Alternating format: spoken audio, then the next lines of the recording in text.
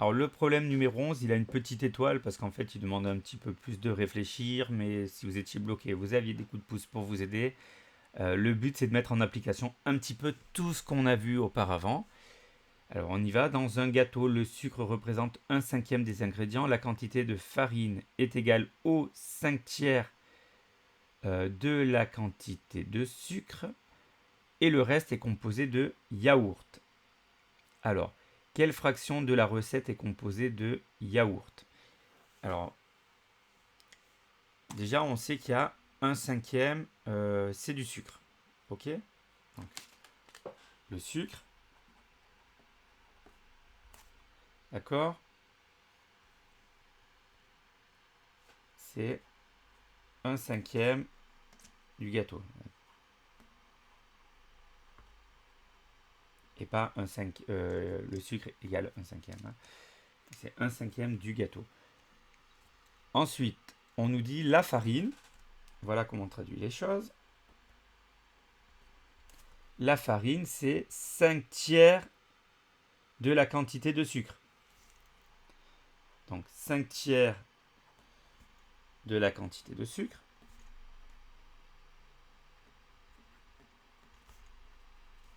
Ce qui pourrait se traduire comment? Donc 5 tiers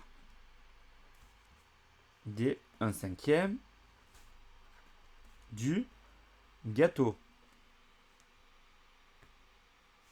Du gâteau, je sais pas pourquoi j'ai mis un X. Du gâteau. 5 tiers des 1 cinquième. Maintenant, c'est quelque chose qu'on commence à maîtriser.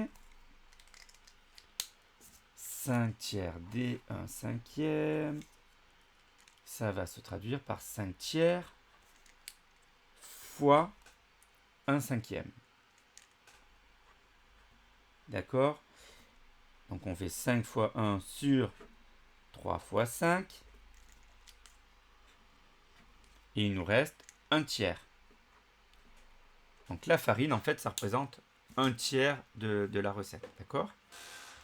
Donc la farine, c'est un tiers des ingrédients. D'accord? C'est un tiers du gâteau. Donc maintenant, on a des choses un petit peu plus claires. On sait que le sucre, c'est un cinquième. La farine, c'est un tiers du gâteau. Et on vous dit, ce qu'il reste, c'est du yaourt. Donc il y a trois choses. Du sucre, de la farine et du yaourt. Ben, ça, c'est le même problème qu'on a vu au départ. Hein. Maintenant, vous savez précisément un cinquième plus un tiers. On y va, on calcule. Sucre plus farine. Un cinquième plus un tiers. Alors 5 n'est pas dans la table de 3, donc on cherche dans la table de 5 un nombre qui est aussi dans la table de 3. Alors on revient aux astuces. Hein. Comme 5 et 3 n'ont aucun autre diviseur commun qu'eux, on peut faire simplement la technique du feignant, 5 fois 3 et 3 fois 5. Hein. Sinon, on se réciter la table de 5, 5, 10, 15, ça marche. On l'a déjà vu plusieurs fois. Donc on fait 1 fois 3 sur 5 fois 3, plus 1 fois 5 sur 3 fois 5. Donc on se retrouve avec 3 quinzièmes plus 5 quinzièmes. Cela nous fait 8 quinzièmes. Donc le sucre et la farine, ça représente 8 quinzièmes du gâteau. Hein, 8 parts sur 15. Donc qu'est-ce qui reste pour le yaourt? Ben, il reste 15 moins 8, 7 quinzièmes. D'accord? On pourrait faire apparaître le 1 moins 8 quinzièmes, hein, si vous voulez. Regardez. 1 moins 8 quinzièmes, ça c'est juste pour se réentraîner. Hein. Toujours pour pas oublier mon gâteau, mon unité, 15 quinzièmes moins 8 quinzièmes. On est bien d'accord que là vous pouvez dire directement, je déduis que le résultat est 7 quinzièmes. D'accord? Ça prouve que vous comprenez ce que vous faites aussi. Donc, le sucre et la farine.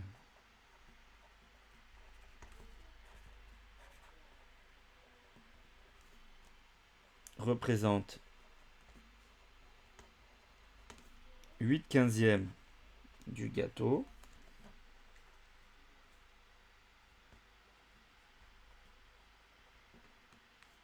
pourquoi je veux mettre un X, il n'y en a pas. Et le yaourt correspond donc au 7/15e. 7 c'est que 7 fois 1 et 15 n'est pas dans la table de 7, donc on a terminé. Voilà, ça c'était pour la question 1. Pardon, vous n'avez pas mis un petit 1. Donc maintenant on passe à la question petit 2. Tout simplement, si on passe à la question petit 2, on vous dit, sachant qu'il y a 540 grammes d'ingrédients au total, calculez la masse de chaque ingrédient. Bon, bah alors là, on va s'amuser. On va calculer 1/5 de 540, 1/3 de 540 et 7/15 de 540. Ou une fois qu'on aura déterminé les deux premières quantités, on pourra en déduire facilement la troisième et éventuellement simplement prendre sa calculatrice pour vérifier si en faisant 7/15, ça nous donne bien la quantité qu'on a trouvée. Ça, c'est pour éventuellement vérifier qu'on ne s'est pas trompé sur le calcul de notre 7/15. D'accord? Alors, si je fais 1/5 de 540, donc 1/5 de 540, là, on prend 1/5 de quelque chose. Donc là, c'est même du calcul astucieux, 1/5 de quelque chose, si on divise par 5. Donc, vous voyez, on peut même gagner du temps. Sinon, on pouvait écrire 1/5 fois. Mais là, on est malin, on peut même faire 540 divisé par 5. Et 540 divisé par 5, ça nous fait 108. Donc, c'est 108 grammes. 108 grammes de... C'était le sucre. Pardon.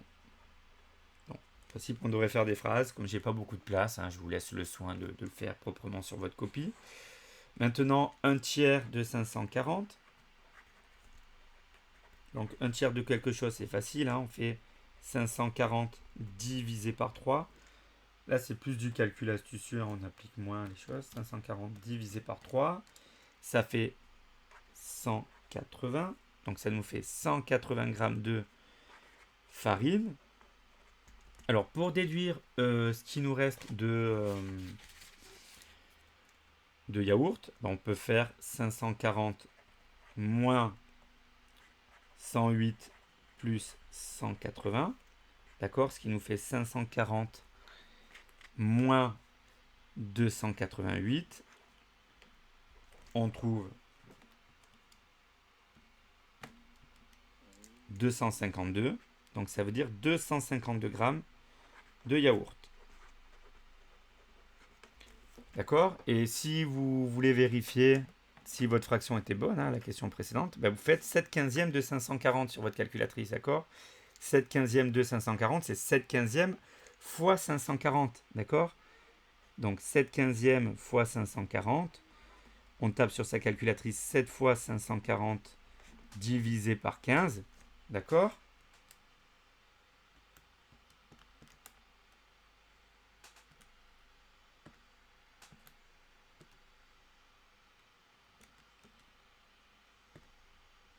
Alors,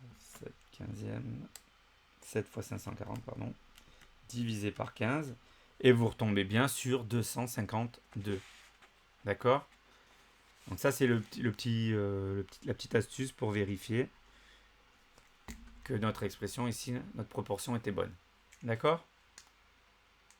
Vous voyez qu'à la rigueur, on avait quand même besoin du 1/3. D'accord? Mais une fois qu'on avait au moins le 1/5 et le 1/3 qui étaient justes, même si on s'était trompé après sur la dernière partie de la question, on pouvait répondre à la question 2. Et la question 2 nous permettait aussi de voir si on était juste dans la proportion. D'accord? Donc on peut maintenant passer au défi pour ceux qui ont tenté de le résoudre. A tout de suite.